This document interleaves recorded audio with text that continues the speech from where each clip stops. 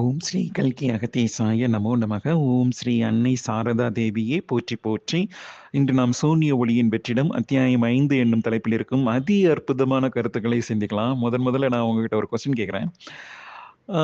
தென்னாடுடைய சிவனை போற்றி எந்நாட்டவருக்கும் இறைவா போற்றி அப்படின்னு கேட்டிருப்பீங்க. அது கோயில்களில் வழக்கமாக இந்த சிவனடியார்கள் எல்லாருமே ஓதுற நேரத்தில் எல்லாரும் கூடி இறைவனை துதிக்கிற நேரத்தில் இதை பாடுவாங்க.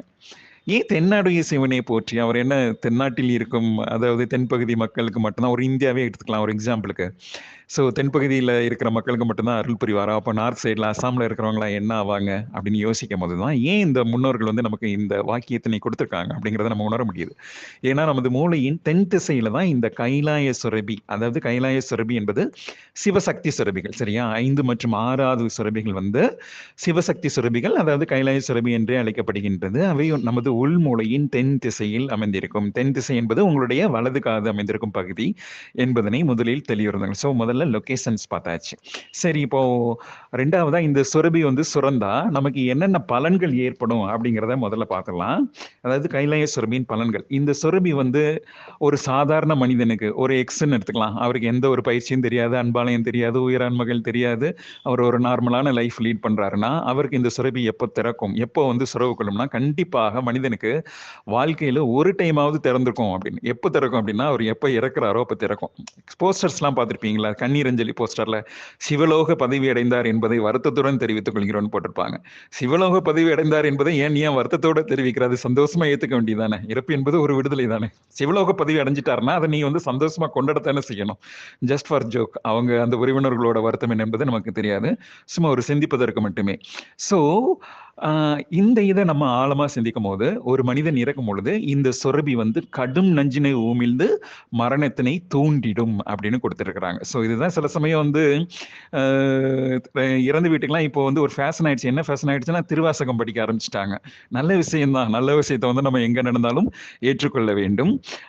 ஆனா உணர்ந்து ஏற்பவர்களுக்கு, அதாவது இறை ஒளியினை முதலில் உணவாக ஏற்று இயங்கி பின்னர் பிரம்மலோக சுரபியினை குருதி தீண்டி, அதன் பின்னர் வைகுண்ட சுரபியை குருதி தீண்டி, அதற்கப்புறம் எல்லாத்துக்கும் மேல இங்க இருக்கு பாருங்க, அதுதான் இந்த கைலாய சுரபி. இது நீளம் ரொம்ப கம்மியா இருக்கும்னு இருக்காங்க.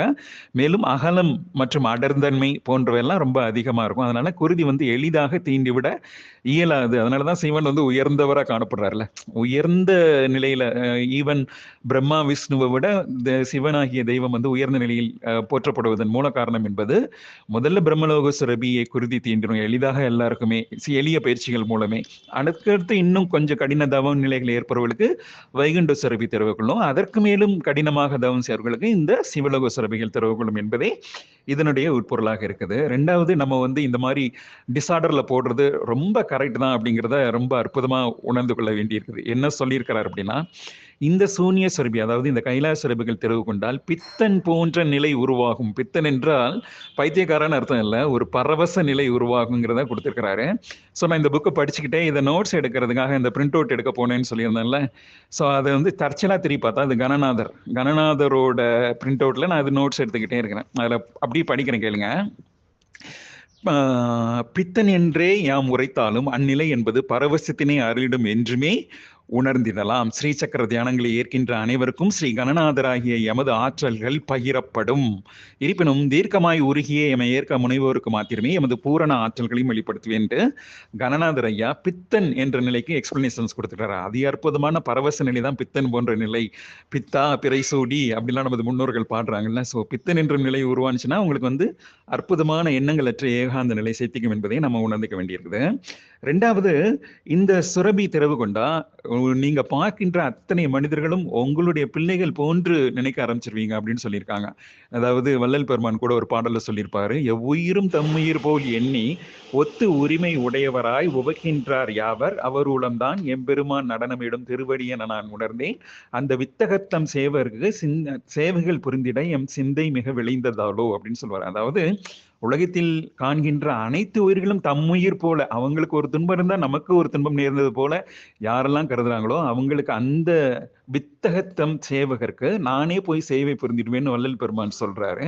ஸோ அந்த மாதிரி ஒரு நிலை, எந்த உயிரை கண்டாலும் இந்த நம்மளோட உயிர், நம்மளுடைய ஒரே சூழல்ல இருந்து பிறந்த உயிர் அப்படிங்கிற எண்ணம் உருவாகும் அப்படிங்கிறது தான் இதனுடைய உட்பொருள். ஸோ கைலாயேஸ்வரபின் செயல்பாடுகள் பார்த்தாச்சு, கைலாயேஸ்வரின் பலங்கள் பார்த்தாச்சு, கைலாயேஸ்வரபின் தன்மைகள் பார்த்துடலாம். அதாவது சிவசக்தி சுரபின்னு சொல்லிட்டு 5 மற்றும் 6வது சுரபிகள் என்னவா இருக்கும்னா சிவசக்தி சுரபிகளாக இருக்கும். சிவசக்தி சுரபிகள் என்பது as the name indicates, சிவன்னா குளிர்ச்சி பொருந்தியவர், சக்தின்னா வெப்பம் பொருந்தியவர். ஸோ சிவசக்தி சுரபி என்பது குளிர்ச்சி மற்றும் வெப்பம் ஆகிய இரு நிலைகளையுமே சேர்ந்து குறிக்கின்றது. அதாவது சமச்சீரான குளிர்ச்சி மற்றும் வெப்ப அலைகளை இந்த சுழல்கள் உருவாக்கும் அப்படிங்கிற போன்ற அற்புதமான கருத்துக்களை தான் நம்ம உணர்ந்து கொள்ள வேண்டியிருக்குது. மேலும் இதனுடைய அகலமானவை, ஆழமானவை, ஆனால் சற்றே நீளம் குன்றியதாக இருப்பதால் இந்த குருதி என்பது மேலாற்றம் காண்பதற்கு மிக மிக நம்ம போராட வேண்டியிருக்கும். மிக அற்புதமான தவநிலைகளை ஏற்க வேண்டும் அப்படிலாம் கொடுத்திருக்கிறாங்க. அப்புறம் இன்னொரு முக்கியமான கருத்துக்கள் என்ன இருக்கு அப்படின்னா, நமது ஆன்மா எவ்விதம் 5 நிலைகளில் பிரிந்து இயங்குகின்றது அப்படிங்கிறத கொடுத்திருக்காங்க.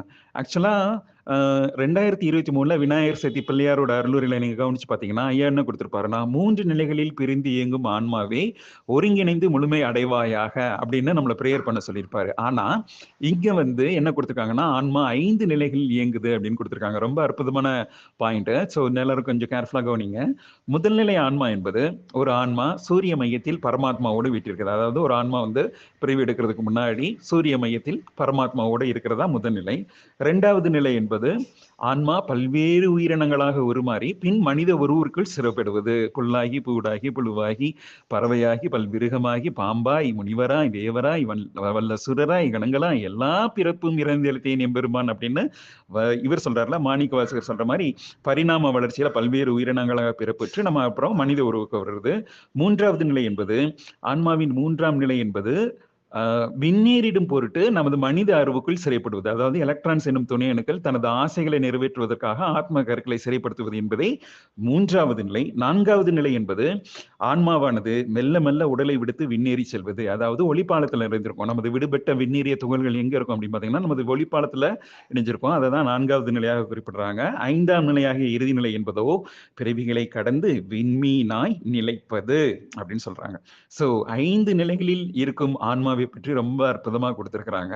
ஒரு மனிதன் பிறவியற்ற, அதாவது மரணமற்ற பெருவாழ்வு, எம்மார்க்கம் இறப்பளிக்கும் சன்மார்க்கம் தானே மரணமிலா பெருவாழ்வில் வாழ்ந்திடலாம் கண்டீர் அப்படின்னு வள்ளல் பெருமான் அளிக்கிறார் இல்லையா. அந்த மாதிரி மரணமில்லா பெருவாழ்வு ஒருத்தருக்கு வேணும் அப்படின்னா சூனிய சுரபின் ஆற்றல்களை உணர்ந்தே ஏற்றுக்கொள்ள வேண்டும் அப்படிங்கிறதான் கொடுத்திருக்காங்க. ஸோ புத்தகத்தோட ஃபர்ஸ்ட் பேஜுக்கு வந்துடலாம். அதுல எப்படி கொடுத்திருக்காங்க அப்படின்னா, ஆன்ம ஆற்றலை நம்ம முயன்று முயன்று தேடி கண்டுபிடிக்கணும் அப்படின்னு சொல்றாங்க. திருமலை சொல்றாருல, தேயத்தில் எங்கும் தேடி திரிவர் காயத்தில் நின்ற கருத்தறியாரே அப்படின்னு சொல்லுவாரு. ஸோ உலகம் ஃபுல்லா தேடி தேடி தெரிஞ்சுக்கிட்டே இருப்பாங்க. அந்த கோயில் போலாமா, இந்த கோயில் போலாமா, இந்த பரிகாரம் செய்யலாமா, அந்த பரிகாரம் செய்யலாமா அப்படின்னு தேடிக்கிட்டே இருப்பாங்க. ஒரு கட்டத்துல இறைவன் நமக்குள்ளே உரைகின்றார் அப்படிங்கிற உண்மையை கண்டறிந்து தனக்குள்ளே தேட ஆரம்பிச்சிருவாங்க. ஸோ இது ஒரு டிரான்ஸ்ஃபர்மேஷன் ஸ்டேஜ் தான். ஸோ அதுல ஐயா சொன்ன மாதிரி நமது உடலுக்கு தேவையான உணவு ஒரு உண்மையான எரிபொருள் அல்ல அப்படின்னும், ஆன்மாவிற்கு தேவையான எரிபொருளை யாரெல்லாம் கொடுப்பாங்கன்னு லிஸ்ட் அவுட் பண்ணியிருக்காங்க அன்னை சாரதா தேவி. என்னெல்லாம்னு பார்த்தீங்கன்னா, சூரிய ஒளி, சந்திர ஒளி, கோள்களின் ஒளி, விண்மீன்களின் ஒளி மற்றும் பிரபஞ்ச பேராற்றல்கள், சுழல்கள், அப்புறம் பிரபஞ்சத்தில் சுற்றி திரியும் எண்ணற்ற அணுக்கள் ஆகியிலிருந்து பெறப்படும் ஒளி, அப்புறம் கந்தர்வ உலகம், தேவர்கள் உலகம், ரிஷிகள் உலகம், விண்மீன்கள் உலகம். இந்த விண்மீன்கள் தான் நமக்கு தேவையான ஆற்றல்கள் எல்லாம் கூட தெய்வங்கள்ட்ட இருந்து பிரிச்சு கொடுத்துக்கிட்டே இருப்பாங்க. ஸோ இந்த மாதிரிலாம் நம்ம பல்வேறு வழிமுறைகளை நம்ம கண்டறிந்து நமது ஆன்ம ஒளியினை பெருக்கிக் கொள்ள வேண்டும் போன்ற அற்புதமான கருத்துக்கள் தான் கொடுத்துருக்காங்க. இந்த சாப்டர் ரொம்ப ரொம்ப இம்பார்ட்டன்ட் ஆன சாப்டரா இருக்கு. ரொம்ப சிம்பிளிஃபைடு தான். எல்லா பாயிண்ட்ஸுமே டைரக்டா இருக்கு. சூட்சமமாக உணர வேண்டிய ஒரு பாயிண்ட்டும் கிடையாது. 2வது, இந்த கைலாய சுரபி திறக்க ஆரம்பிச்சிருச்சுன்னா அன்பும் கருணையும் சுரக்க துவங்கிவிடும் அப்படின்னு கொடுத்துருக்காங்க. இன்னைக்கு காயில கூட அன்பும் கருணையை பத்தி ஒரு சின்ன ஹிண்ட் கொடுத்துருக்கேன். ஸோ அதையும் போய் கேட்டிருப்பீங்கன்னு நினைக்கிறேன். ஸோ அன்பு என்றால் என்ன, கருணை என்றால் என்ன, அதை நம்ம எப்படி பெருக்கிறது, நம்ம எப்படி உணர்ந்துக்கிறது, அதை எப்படி மற்ற மனிதர்களோடு பகிர்ந்து கொள்வது போன்ற அற்புதமான ரகசியங்கள்லாம் விரைந்து வெளிப்பட துவங்கும் என்றே நான் நம்புகின்றேன். ஸோ எல்லா உயிர்களுக்கும் நாம் பெறுகின்ற அன்பினையும் கருணையையும் பிரித்தளிக்க துவங்கும் தன்மை பெருகிவிடும் அப்படின்னு கொடுத்திருக்காங்க. இந்த கைலாய சுரபி யாருக்கு திறவு கொண்டிருக்கோ அவங்களுக்கு அன்பையும் கருணையும் பிற உயிர்களுக்கு பிரித்தளிக்கின்ற தன்மை பெருகிவிடும் அப்படின்னு கொடுத்திருக்காங்க. ஸோ ரொம்ப அற்புதமான ரொம்ப அற்புதமான சாப்டரா இருக்கு. ரொம்ப சிம்பிளிஃபைடான சாப்டர். நான் படிச்சதிலே இந்த 5வது சாப்டர் தான் டைரக்டா எந்த ஒரு சூட்சும கருத்துக்களும் இல்லாம டைரக்டாவே கொடுத்திருக்காங்க. ரொம்ப எளிதாகவே எல்லாரும் புரிந்து கொள்ளலாம். ஸோ புத்தகத்தினை படித்து மேலும் நீங்கள் உங்களுடைய ஞானத்தினை பெருக்கிட வேண்டும் என்றே நான் உங்களை இந்த நேரத்தில் உங்கள் பாதம் பணிந்து வேண்டிக் கொள்கின்றேன். ஸோ மீண்டும் ஒரு சாப்டர்ல